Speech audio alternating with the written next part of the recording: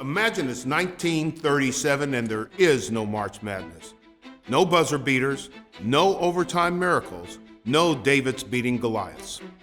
Dr. James Naismith, Emil Liston, and Frank Kramer wanted to do more for the sport they loved. 83 years ago, they founded the NAIA men's basketball tournament. Never before had someone gathered teams together to play for a national championship. That year, Central Missouri State Teachers College defeated Morningside 35-24. Kansas City began its 75-year run as the home of the NAIA championship.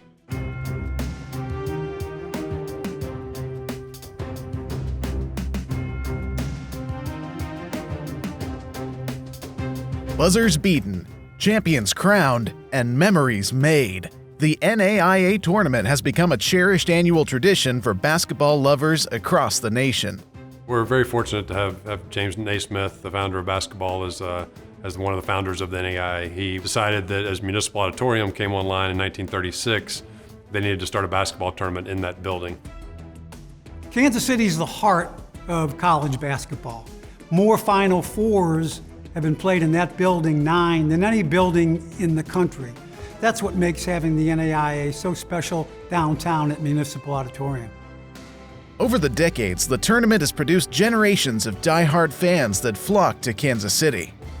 I like to think of our fans as a certain segment of them are just basketball junkies. When you have 31 games over a week, and you have some fans, believe it or not, who are there for all 31 games. I think they call themselves the 31 Club. And we have had some fans who have been coming for years and years. I think of Buck and Betty Farmer.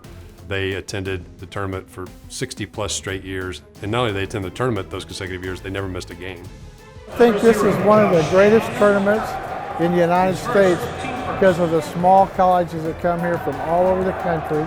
We love the NAIA. It's 3 generations here that you see at the NAIA.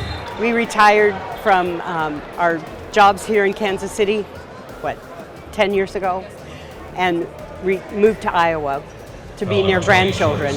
But every year for the NAIA National Tournament, we are back here for more exciting basketball. One of the best things that ever happened to Kansas City, coming down here.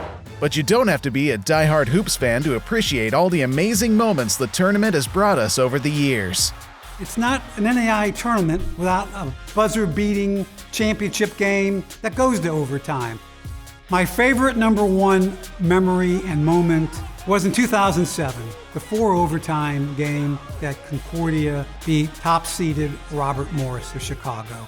Overtimes 1, 2, and 3 were all set up by a buzzer-beating shot. Double clutches from and goes! But not all of the NAIA tournament's contributions to the game of basketball have come on the court.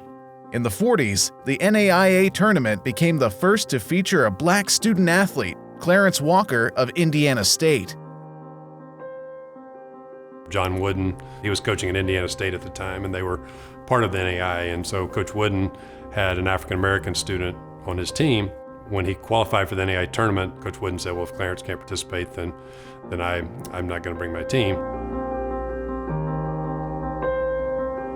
Fast forward, fortunately for the NAIA, to the next year, and Indiana State qualifies again. Similar conversation, but this time the NAIA had done the legwork to make sure that it would be an integrated tournament in 1947. And so, by all accounts, Kansas City did a terrific job of welcoming the team, and after that year, then it started to become a much more integrated tournament. Community involvement and outreach is a core value of the NAIA and our athletes. We started our Champions of Character program about 20 years ago, and what we kept coming back to is our coaches for, at that time, about 60 years, had been building people of character to go on and be successful, and our Champions of Character program has reached millions of kids, and both at our NAIA schools and as our schools take it out in their communities. So it really has become part of our fabric. It's become kind of our compass of who we are. And then at the tournament, we ask every one of our 32 teams to go out and do something in the community. So we send them out and say, talk to these students about our 5 core values: respect, responsibility, integrity, and servant leadership and sportsmanship. And I've seen it in action every year, and I'm just in awe of the way that our student athletes handle that. Athletes also connect with the community through the Honorary Coach program, a tradition almost as long as the tournament itself. The Honorary Coach program has been part of the tournament since it started. It really has become a place for some people. We have a few honorary coaches who have been at it almost 50 years. It does so much for the people who are the honorary coaches, but I know our teams appreciate it greatly. We even have some honorary coaches who go out during the regular season, will visit the schools and watch some games in the regular season, of whether it be in Kentucky or California or wherever it might be, because they've established those relationships.